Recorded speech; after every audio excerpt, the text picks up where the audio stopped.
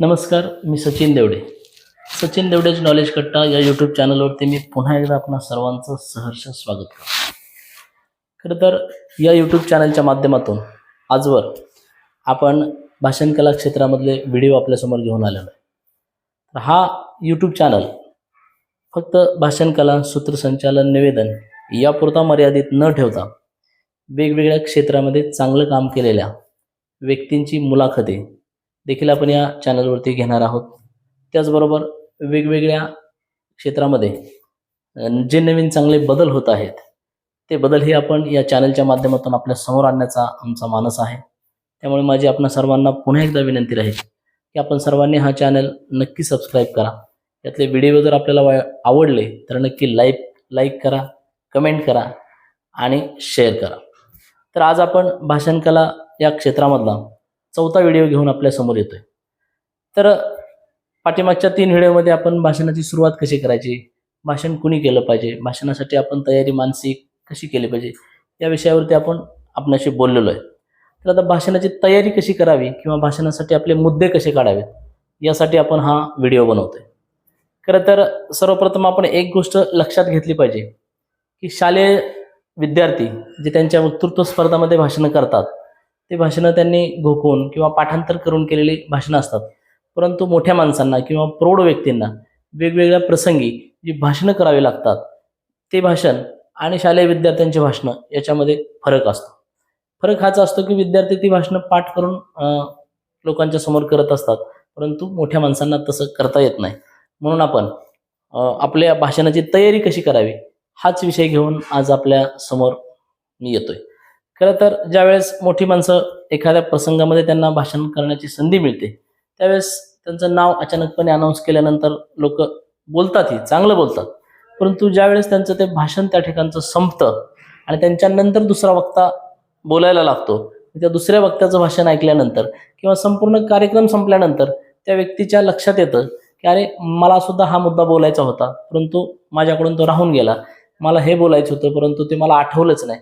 अशा अनेक गोष्टी आपल्याला आपल्या भाषणाच्या क्षेत्रामध्ये होत असतात. मग ह्या गोष्टी जर आपल्याला टाळायच्या असतील तर आपल्याला काय केलं पाहिजे? तर आपलं भाषण हे चांगलं होण्यासाठी सर्वप्रथम आपल्याला एक आराखडा तयार करता आला पाहिजे. मग तो भाषणासाठीचा आराखडा आपण मनात केला तरी चालेल किंवा जर आपण तो कागदावर उतरवला तर तो आणखीनच उत्तम होईल. आणि एक साधा विचार आहे, कुठलीही गोष्ट आपण जर नियोजनपूर्वक केली तर ती गोष्ट चांगली होते आणि त्याच्यामध्ये यश मिळतं. हे आपण अनेक वेळा ऐकलेलं आहे, पाहिलेलं आहे. तर एक साधा विचार करा की समजा आपल्याला एक घर बांधायचं आहे.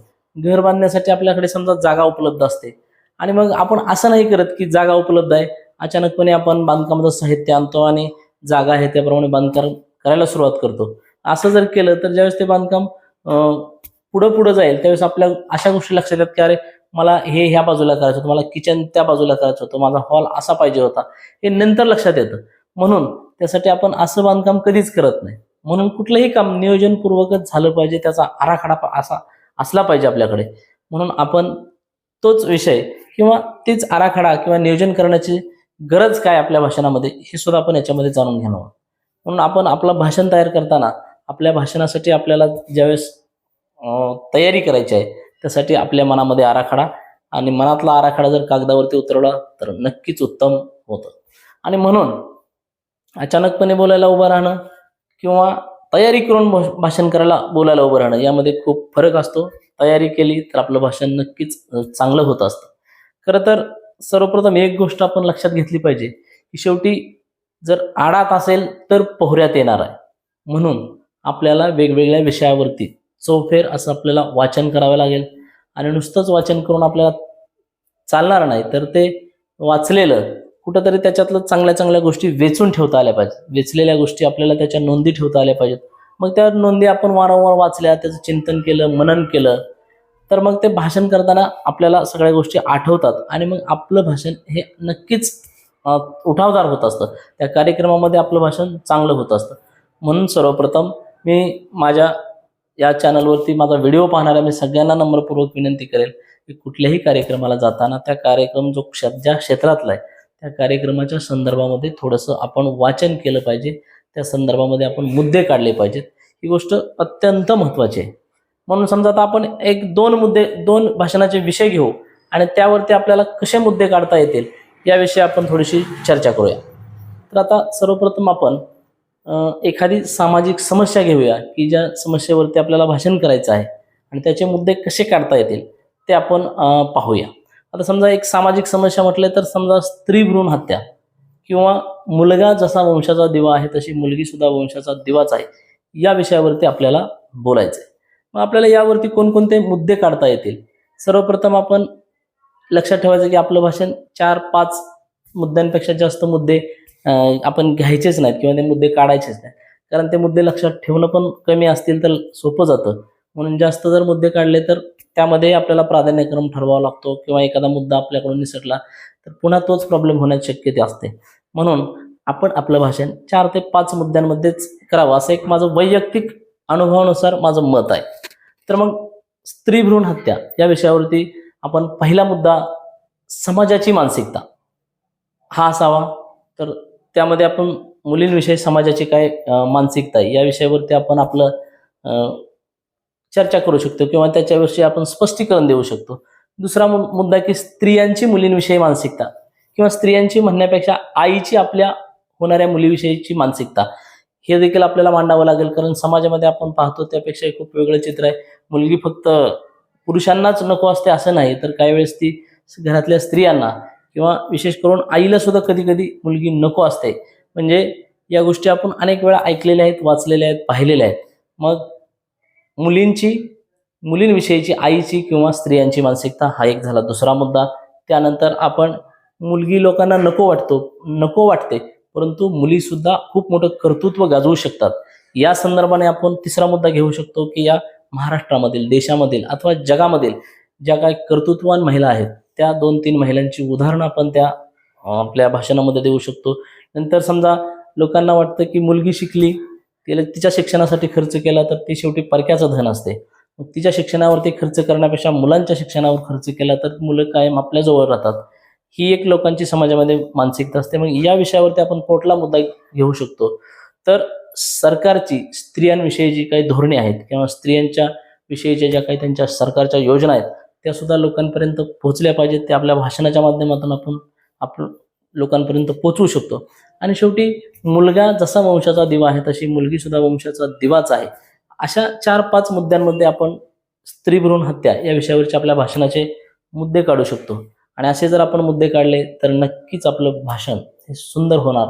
याचा अनुभव तुम्ही ज्यावेळेस तुम्हाला आता इथून पुढे कुठं भाषण करण्याची संधी मिळेल त्यावेळेस फक्त तुम्ही आपले मुद्दे काढा. ज्या कार्यक्रमाला जाणार आहात त्या ठिकाणी समजा आपल्याला बोलायला संधी मिळेल अथवा न मिळेल, परंतु संधी मिळणारच आहे हाच विचार ठेवून तुम्ही त्या ठिकाणी जावा आणि तयारी करून आपण त्या ठिकाणी गेलात तर नक्कीच आपलं भाषण चांगलं होईल. यानंतर आपण एक दुसराचा विषय घेऊया की भाषणासाठीचा दुसरा विषय म्हणजे शूर किंवा एखाद्या महान व्यक्तिमत्वाचे चरित्र या विषयावरती जर आपल्याला भाषण करायचं असेल. आता बघा ना, आपण समाजामध्ये वेगवेगळ्या महापुरुषांच्या जयंती, पुण्यतिथी शाळांमध्ये, कॉलेजामध्ये, महाविद्यालयामध्ये या साजऱ्या होत असतात. त्यामध्ये आपण पाहतो छत्रपती शिवाजी महाराज असतील, लोकमान्य टिळक असतील, महात्मा गांधी असतील, पंडित नेहरू असतील, त्याचबरोबर पुण्यश्लोक अहिल्यादेवी होळकर असतील, महात्मा ज्योतिराव फुले असतील, लोकशाहीर अण्णाभाऊ साठे असतील, डॉक्टर बाबासाहेब आंबेडकर असतील, अशा विविध नरवीर राजे उमाजी नाईक असतील, अशा विविध महापुरुषांवरती समाजामध्ये जयंतीचे, पुण्यतिथीचे कार्यक्रम होत असतात. मग एखाद्या महापुरुषाच्या जयंतीच्या कार्यक्रमासाठी आपण आपले मुद्दे कसे काढावे याचं आपण एक छोटंसं उदाहरण घेऊया.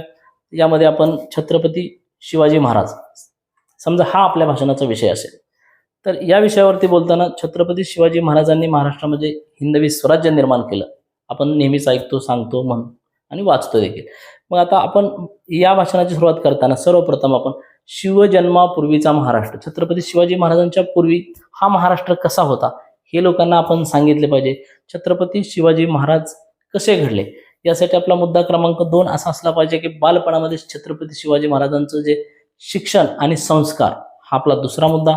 त्यामध्ये आपल्याला सर्व गोष्टी नमूद करता येईल. त्यांचं शिक्षण कसं झालं, त्यांच्यावरती संस्कार कसे झाले, त्यानंतर स्त्रिया, साधुसंत, शेतकरी यांच्याविषयी छत्रपती शिवाजी महाराजांचं धोरण कसं होतं. आणि ही गोष्ट खूप महत्त्वाची आहे. कारण स्त्रियांनी छत्रपती शिवाजी महाराजांनी स्त्रियांचा, साधू संतांचा खूप आदर केला आणि तो आपल्या सैनिकांना किंवा आपल्या प्रजेलाही आदर कसा करावा नव्हे तर आजपर्यंत 350-400 वर्षानंतर आज आपणही त्या गोष्टीचा विचार करतो आणि तोच आदर्श आपण नक्कीच आपल्या समाजाला देण्यासाठी प्रयत्न करत असतो. त्याचबरोबर छत्रपती शिवाजी महाराज हे एक गुणांची पारख असणारा राजा होता, राज्यकर्ता होता. बघा, छत्रपती शिवाजी महाराजांनी त्यांच्या स्वराज्यामध्ये जी माणसं घेतली ती कुणी वशिल्यावरती घेतलं नाही, कुणी नात्यागोत्याचा विचार केला नाही. ज्यांच्याकडे कौशल्य आहेत, ज्यांच्याकडे चांगले गुण आहेत, अशा गुणांची पारख करून छत्रपती शिवाजी महाराजांनी आपल्याबरोबर माणसं घेतली. त्यामध्ये आपणाला आपल्या हेर खात्याचे प्रमुख बहिर्जी नाईकांचं उदाहरण देता येईल. त्याचबरोबर नरवीर तानाजी मालुसरे असतील, कितीतरी असे कृष्णाजी कावजी कोंडाळकर असेल, अशा अनेक छत्रपती शिवरायांच्या सहकाऱ्यांची आपल्याला उदाहरणं त्या ठिकाणी देता येतील. त्यानंतर आपला 5वा मुद्दा असा असेल की छत्रपती शिवाजी महाराजांचं राज्य, स्वराज्य हे लोकांना आपलं का वाटत होतं, ही सुद्धा गोष्ट आपल्याला प्रामुख्याने आणि प्रकर्षाने त्या ठिकाणी नमूद करावी लागेल. शिवरायांची युद्धनीती, त्यांचं नियोजन कौशल्य, त्यांचं राजकारण धुरंधरता, या अशा अनेक गुणांचा उहापोह आपल्याला आपल्या भाषणामध्ये करावा लागेल. आणि शेवटचा 6वा मुद्दा आपल्याला असा घ्यावा लागेल की आजच्या राज्यकर्त्यांनी छत्रपती शिवाजी महाराजांचा आदर्श का घेतला पाहिजे. हे जर मुद्दे आपण आपल्या भाषणामध्ये घेतले तर निश्चितपणे आपलं भाषण चांगलं होईल. तर आज आपण आपल्या या भाषण कलेच्या 4थ्या व्हिडिओमध्ये आपल्या भाषणाची तयारी कशी करावी, भाषणाचे मुद्दे कसे काढावेत याविषयी आपण चर्चा केली. येणाऱ्या पुढच्या काळामध्ये आपण भाषणाचा शेवट कसा करावा किंवा भाषणामध्ये वेगवेगळ्या मुद्द्यांचा अंतर्भाव कसा करावा, चालू घडामोडी, समाजामध्ये घडणारे प्रसंग, तसेच आपल्या भाषणामध्ये कधी कधी लोकांना मरगळ आलेले असते, त्या ठिकाणी आपण विनोदांची पेरणी कशी करावी, अशा अनेक गोष्टी आपल्याला पुढच्या व्हिडिओमध्ये आपण शिकणार आहोत. तत्पूर्वी मी आपणा सर्वांना एक नम्रपूर्वक विनंती करेन की आपण सर्वांनी सचिन देवडेज नॉलेज कट्टा हा यूट्यूब चॅनल नक्की सबस्क्राईब करा. हा व्हिडिओ आवडला तर नक्की लाईक करा, कमेंट करा आणि शेअर करा.